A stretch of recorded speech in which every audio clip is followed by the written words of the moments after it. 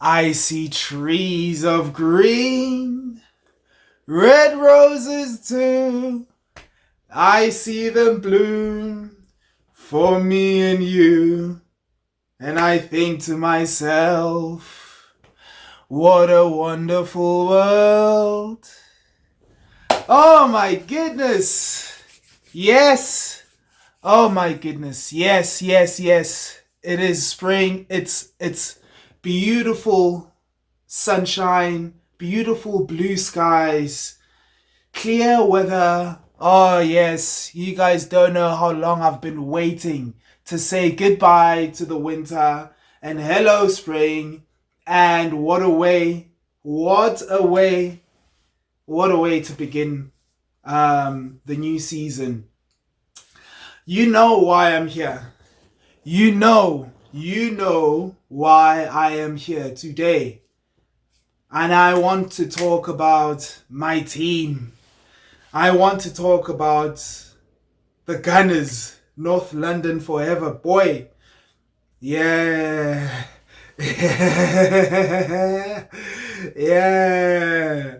Oh man, you should know how happy I am all week long. You know what? Like, since I think we found out in March that we were going to play Real Madrid in the quarterfinals. Ever since then, everyone said no chance. We have no chance of beating Real Madrid. And you know what, to be fair, right? I also gave us very slim chances to beat Real Madrid. But, and I do have to say, the tie is not over. We are not finished with this tie, even though we've scored 3 goals and we outclassed Real Madrid on the night. But no one saw 3-0. No one saw the kind of performance that the Gunners had. You know what I mean? And I feel like even if you had bet that Arsenal were going to win at home at the Emirates, right? I don't think you would have imagined Arsenal scoring 3 goals and putting in a performance like that, you know? And you know what? Like, they surprised me. I'm gonna say I was pleasantly surprised, but like, whew, I'm happy. Anyway, like that's what I want to talk about today. I want to talk about the game. This was definitely the game of the week, right? It must be one of the games of the entire season. Real Madrid going to the Emirates and getting their hands slapped. They got their asses beat down. You know what I mean? Like, they got absolutely dog walked off the park. And that's what I want to talk about today. Also, before I get into the video, remember to push the subscribe button. Follow us on Instagram at WeTalkFootball24 and on Facebook at WeTalkFootball. The game, starting with the atmosphere, right? Of course I wasn't there, but like watching the game and how it went on and how the fans were just on a different level, bro. Like, I don't know. I don't know if I've ever seen, and experienced an atmosphere, the crowd, the fans, just that great in a game at the Emirates. Maybe at Highbury, right? But at the Emirates Stadium, that's the greatest atmosphere I think I have seen from Arsenal. And I think that's when it started. Like, that's what kind of tilted everyone's energy levels to a different level. Everyone's energy levels were like 11 out of 10. And like, once the game got started, I felt like Arsenal began well. We didn't show a lot of fear, like in terms of attacking Real Madrid, and I felt like we should have attacked Real Madrid. I saw Alaba with a strap, I think it was on his knee, and I saw Rudiger with a strap on his knee as well, and I was like, we have to get these. We have to attack these boys. Come on, like the Real Madrid defense is not that great. They're playing Federico Valverde, who I've heard all week, all the season, that he's the best right back in the world. Look, the guy is a number 8 midfielder playing at fullback. He cannot be the best right back in world football when you have Jurien Timber locking down Vinicius Jr. like what he did, locking down left wingers like he has done all season long. You know what I mean? And like you have Asensio, who I think he's a good centre back. He's not great, and I don't think he ever will be. Like his level is where it is right now. He's a hard worker. He's a good player, and I think if he's paired with a world class centre back, he's gonna be fantastic, right? Like, and Rudiger is great too. I do think Rudiger is world class, but maybe he's at the back end. Also, he is dealing with an injury, and then you get to Rudiger and Alaba, who I just told you like they were not 100% fit, and I was like, we have to attack these. Come on, guys. And from minute one, Bukayo Saka giving David Alaba a lot of problems. He was always attacking. Also, like first half, I saw Jude Bellingham doubling Bukayo Saka a lot, giving David Alaba a lot of help, because that's how much trouble he was causing. Bukayo Saka was causing David Alaba. Putting crosses into the box. If we had a proper striker, like if we had Gyökeres or Kylian Mbappe, or like just a proper Isak, I think we would have scored more. There was a ball that he put in the box. He took on, I think he was taking on Jude Bellingham, got past Jude Bellingham, put in a low cross across the face of goal. No one, like Declan Rice was there, but he is not a striker. He didn't have the instincts to gamble and get in there and score, right? Martinelli gave the best right back in world football a lot of trouble. His running power, I think, like Federico Valverde has a huge engine. Like he can run all day, and he's not the fastest, but he has good pace to keep up with a lot of players. But he couldn't deal with Martinelli on the left. Martinelli's movement, his energy, his pace was a lot of trouble for Federico Valverde. He put in a lot of great crosses. He would invert inside and cause trouble for Asensio and Valverde to, okay, who's going to get Martinelli? Because he's in between us right now. And he caused a lot of trouble. He created chances. He was helping out at the back as well. He tracked back. The defense was great. Early on, that KVO pass back. and look, like we have Ben White on the bench. So I was thinking in my mind, this is why you had to start Ben White. Luckily, David Raya also had he had a low-key, quiet, good game. Like he came out for crosses confidently, cleanly. He saved Kylian Mbappe one-on-one, which was a great save because, Kylian Mbappe has over 30 goals this season, man. He's lethal. In my opinion, he's the best player in the world. But David Raya dealt with a lot of the things that were thrown at him really, really well, calmly. His passing out the back. There were a few moments where I was like, David Raya, are you joking about this? And he would play it really well to his defenders. And so like that set up the whole game. Kivion Saliba.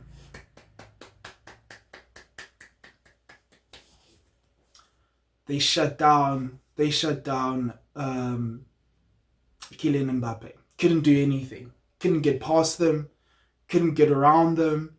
William Saliba is just as fast as Mbappe. He's just as smart. He's got high IQ. He's great physically as well. And I'm not saying that William Saliba is as good as or is better than Kylian Mbappe, but Saliba matched Kylian Mbappe. His movements, his cleverness, his skill, and our fullbacks, man. Again, like Miles Lewis Skelly is 18 years old. He's 18 going to 28. He plays like a real grown man. So the real grown, footballers that are not as good as Miles Lewis Skelly, that don't play like Miles Lewis Skelly, that are not as fearless, that are not as physical as Miles Lewis Skelly. You look at him and he's got a Premier League, Champions League, international ready body. Big, strong, and he can protect. Once he gets the ball and he protects it, you're not getting it. He's either going to dribble past you, stiff arm you, leave you behind, or you're gonna foul him. And they did. Madrid did that a few times. They brought him down. Jude couldn't deal with him. Jude couldn't do anything with Miles Lewis Skelly. He's 18 years old. And the other thing like that I've been thinking is Miles Lewis Skelly is so good at left back. I really am interested seeing him play in midfield at some point. And I think he wants to as well. I think he definitely wants to play in midfield at some point, and he probably will. Because when he inverts and he plays in midfield, you see how talented this boy is. He hardly loses the ball. High IQ, as I've said, strong body skill. He's got everything to be a world-class player. In terms of teenagers, he's right up there right now. Like, he's top 10 young players in world football right now. In the Premier League, I think the young player of the year has to go to Miles Lewis Skelly. Don't tell me about no Archie Craig here. Miles Lewis Skelly is levels, bro. Like, he's that good. Jurrien Timber. I think Jurrien Timber right now is there 100% top 5 right backs in world football right now. But he is making a case to be the best right back in world football right now. I don't know many fullbacks that are like that could I don't know many fullbacks. I don't know any fullback that could definitively say I am better than that boy. I think if there are right backs that are better than Jurrien Timber, it's a very slight gap. It's a small gap between him and the other. Like, maybe if you want to say Hakimi is the best right back in world football, it's really close. If you want to say Trent, it's really, really, really close. Actually, I wouldn't even say Trent is better than today, tomorrow, and every day of the week. I am taking Jurrien Timber over Trent Alexander-Arnold, especially because of what he's doing right now. Like every week in, week out, game in, game out. The guy was out for the entire season last season with an ACL knee injury, and he's come back like it's nothing. Well, I think it also just talks about like modern medicine and technology and how that's advanced. But also, Jurrien Timber is just world class. He's just that good, bro. Like how he shut down Vinicius Jr. And Vinicius Jr. is not having a good season, but it's still Vinicius Jr. Vinicius Jr. is top 3 in the world. Like, he's a top 3 player in world football. And he shut him out. Like, he gave him nothing. Not a sniff, nothing, not a chance. He was all over Vinicius Jr. And like, in my opinion, I feel like he's definitely top 5. Thomas Partey bossed the midfield. He was just Thomas Partey. Couldn't press him, couldn't do anything with him. Great part, defended, protected the defense really, really well. And he did his thing in midfield. And that's why I will say Arsenal should give at least Thomas Partey one more season, at least a 1 year contract extension. I'd give him two personally. He's that good. And also, let's imagine you get Zubimendi in, and you have Zubimendi and Partey. That isn't bad. Like that is actually really good because Thomas Partey could have like he's an injury prone player. I mean, last season and this season he's relatively been fit, but we do know he can pick up an injury and be out for like 3 months or something like that, right? And so if you have both, then why not? Why not just do that at least for 2 seasons when you can have him at the club? And if he's not that great, then he can be like a squad player. Like he can be on the bench and come on in certain games and play, or come on in the second half and play and calm things down for Arsenal. He was amazing. Declan Rice, bro, like that probably was his best game of his career. That's the best game I think we've all seen Declan Rice play. Just even before we get to the free kicks, he was the best midfielder. He was going up against Jude Bellingham, Luka Modric, top ten midfielder all time. Luka Modric. He was playing against Edward Camavinga, one of the best players in like one of the best midfielders in the world. I wouldn't say Camavinga is top 10 or top 5, but he is a really good, solid. He he does his job as well as anyone at a very consistent level. And he was by far, Declan Rice, the best midfielder on the pitch. The runs that he would make in behind the defense, he played proper 8 yesterday at the game, and he would run in behind Federico Valverde and cause trouble, or in between the fullback and the centre backs, create chances, take strikes, and the free kicks. I've never seen 2 free kicks in one game as good as that.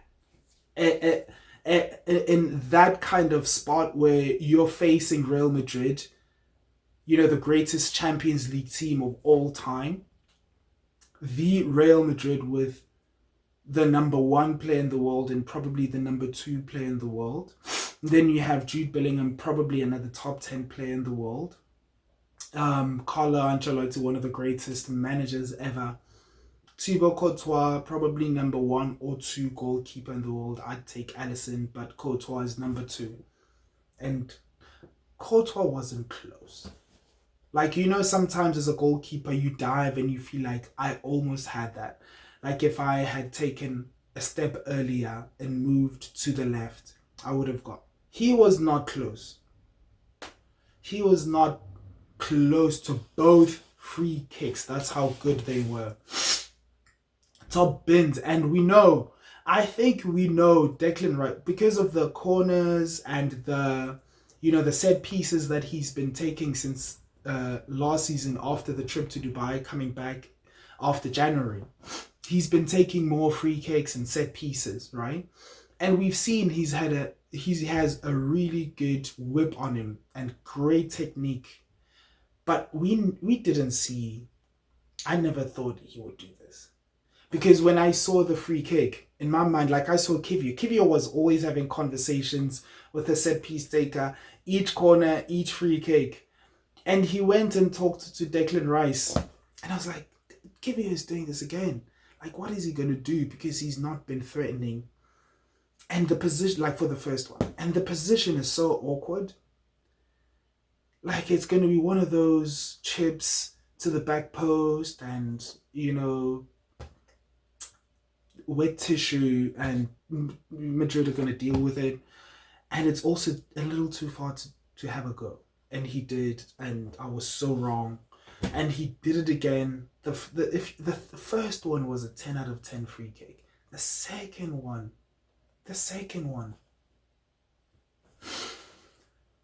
it was great. Like the second one was he was like, Courtois was not close at all for that one, and he was so far from getting it.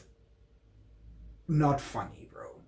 Like, not funny at all. So, like looking at the game, right? It was a great game to watch. But now I'm not gonna say the game is done. I'm not gonna say the game is done. I'm not gonna say the tie is done. We still have to go to the Bernabeu. We still have to go to the Bernabeu and seal the deal. I will say, I will say though, Arsenal scored 3 unanswered goals. Now, that's a big problem for Real Madrid, I think. Because the last time Arsenal conceded 3 goals was against Luton Town in December 2023 last season.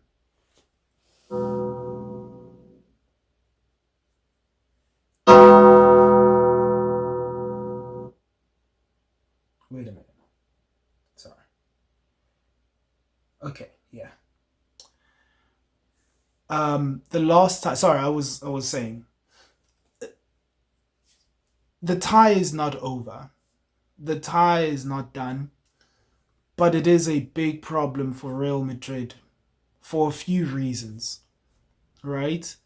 Arsenal scored 3 unanswered goals against Real Madrid, and Arsenal have not conceded 3 goals since last season in 2023, in December 2023, and that was against Luton Town.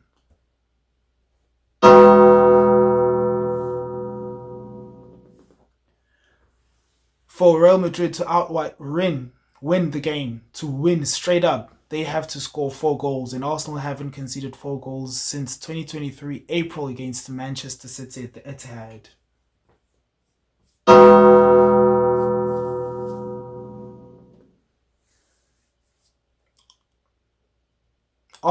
Arsenal have not conceded a goal against Real Madrid in Champions League history.